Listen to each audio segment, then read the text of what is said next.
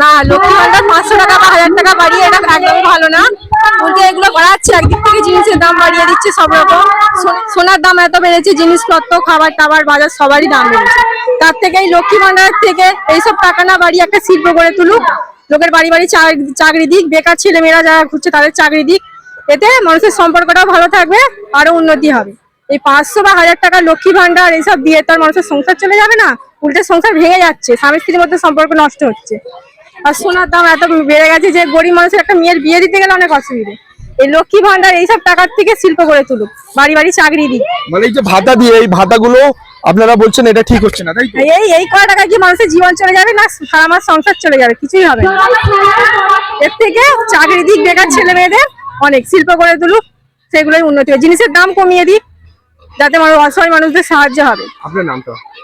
রোজিনা বেগম। এই যে লক্ষ্মী ভান্ডার দিচ্ছে 500 টাকা করে, এটা কি ভালো করেছে? না না, এটা ভালো করেনি। এটার জন্য যদি সবকিছু জিনিসের দাম টাম কমাতে পারে তবে সেটাই ভালো, কিন্তু এই লক্ষ্মীর ভান্ডার দিয়ে লোককে এটা মোট কথা সাহস জুগিয়েছে যে কিভাবে যে বাড়িয়ে দিয়ে লোককে খারাপই করেছে। কিন্তু এর থেকে ভালো আমার মতে জিনিসপত্রের দাম কমানো খুবই ভালো। কলকারখানায় যারা খাচ্ছে তাদের জন্য মাইনে বাড়াচ্ছে না, আর 500 টাকা করে এদের বেকার ভাতা, এদের লক্ষ্মী ভান্ডার বাড়ি দিচ্ছে, এগুলো কি কাজ করছে ভালো? এগুলো কিছুতেই ভালো হচ্ছে না। মানে লক্ষ্মী ভান্ডারের যে পয়সাটা বলছেন এটা সুবিধা হচ্ছে না, না, তার ফলে কি জিনিসপত্রের দাম বেড়ে যাচ্ছে? হ্যাঁ, জিনিসপত্রের দাম কমাক, আমাদের লক্ষ্মী ভান্ডার চাই না। দিদি বলছে আমি বেকার ভাতা দিচ্ছি, আমি স্বাস্থ্য সাথী দিচ্ছি, আমি লক্ষ্মী ভান্ডার দিচ্ছি। না, লক্ষ্মী ভান্ডার চাই না, আপনি বাজারের দাম কমান, জিনিসপত্রের দাম কমান, সবার জন্য, যাতে আমরা কিনে খেতে পারি। আমাদের তো অসুবিধা হচ্ছে, যাদের অল্প পয়সা মাইনে তারা কি করে চলবে? তাদের অলরেডি 1000 টাকা দিচ্ছিল, আর 500 টাকা বাড়ি, এটা কি ভালো করেছে? না না, মোটেও ভালো করে না। কেন করেনি? এই জিনিসপত্রের দাম বাড়িয়ে মানে লক্ষ্মী ভান্ডার টাকা দিয়ে খুব লাভ হচ্ছে, এটা ভুলই হচ্ছে তো। আবারও বেড়ে গেল, এতে কি সুবিধা হচ্ছে? এটা সাধারণ মানুষের ক্ষেত্রে, অনেক মানুষের ক্ষেত্রে হয়তো সুবিধা হলো, কিন্তু কিছু মানুষের ক্ষেত্রে অসুবিধা হলো। কারণ সাধারণ পণ্যের দাম কমানো, তারপরে আরো কিছু জিনিসের দাম কমানোটাই বেটার ছিল। মানে বলতে চাইছেন শিল্প দিক, মানুষের বাড়ি বাড়ি কাজ দিক, বাড়ি বাড়ি কাজ দিক, সাধারণ যেসব শিক্ষিত মেয়েরা আছে তাদের ঘরকে একটা করে চাকরি দিক, এটাই চাই। কেন দিদি চাকরি দিচ্ছে না? যেটা প্রয়োজন সেটা দিচ্ছে না সাধারণ মানুষকে, মানে যেটা যে শিক্ষিত মানুষ তাদের যেটা মানে প্রাপ্য সেটা পাচ্ছে না। মানে এক কথায় বলতে গেলে লক্ষ্মী ভান্ডারে আপনারা খুশি নন? না, সেটা ঠিক বলতে পারেন।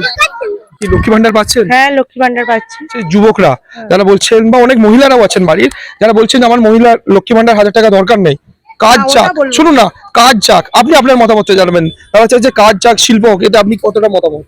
না, আমি বলবো সব দিকেই সবটা থাকা উচিত। মেয়েদের একটা, এটা হলো মেয়েদের খুবই হাত খরচা এমনি চাইতে হয়, এটা বলবো। আমি তো বলবো মেয়েদের দিক দিয়ে খুবই সুবিধা, একদম সুবিধা। আপনি একজন বাড়ির মানে গৃহ, মানে একদম বাড়ির মহিলা হয়ে, বউ হয়ে আপনি বলছেন আপনার ক্ষেত্রে এটা সুবিধা হচ্ছে? সুবিধা, একদমই সুবিধা। আচ্ছা আচ্ছা, আপনার নামটা একটু বলবেন? আমার নাম পিয়ালি হাজরা।